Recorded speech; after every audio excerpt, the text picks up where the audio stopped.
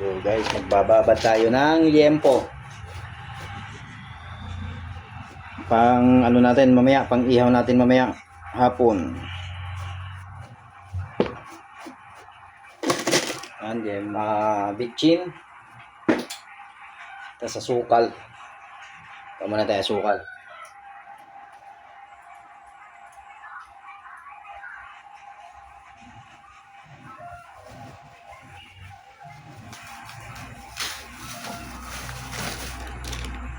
Sukal para masarap yung ating binabad. Tapos ketchup.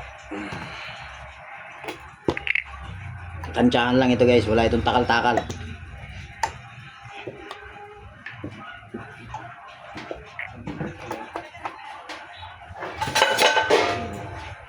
Tapos toyo. Konting toyo lang.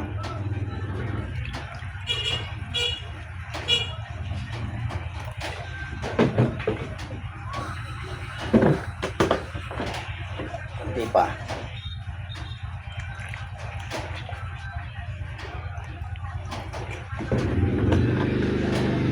Tapos suka.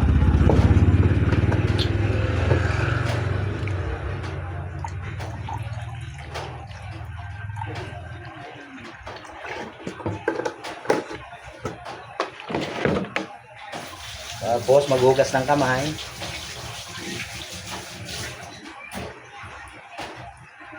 Haluin para malutunaw yung pasukal. Tsaka yung betchin natin inilagay. Kaya pwede rin, ako kasi hindi na ako naglalagay ng bawang sa aking binabad.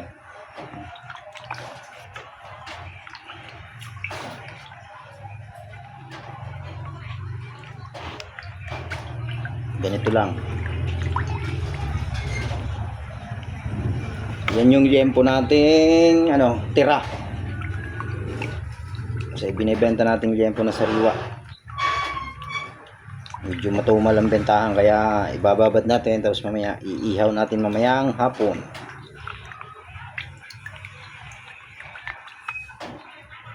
Yan.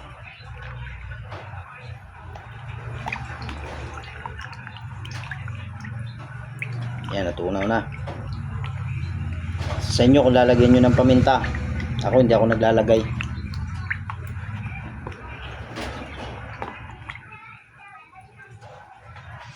Tapos ilagay na natin itong ating liempo. Ayan, ganito lang guys. Hindi ako ganong nang magbabad. Yan. Tapos ang pagbenta nito mamaya per kilo pa rin siya. Pag may bibili, titimbangin.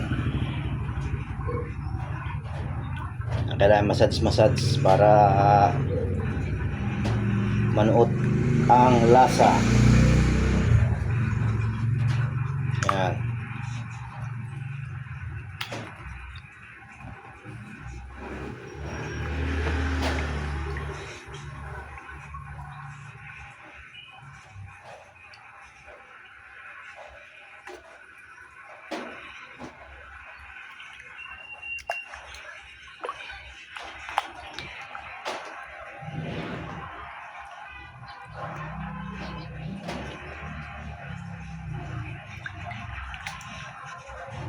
Yan.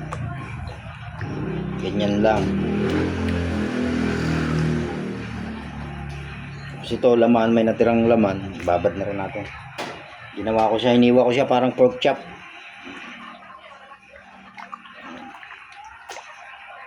Yan. Ganun lang guys. Madali lang. Ganun lang ang style ko ng pagbabad.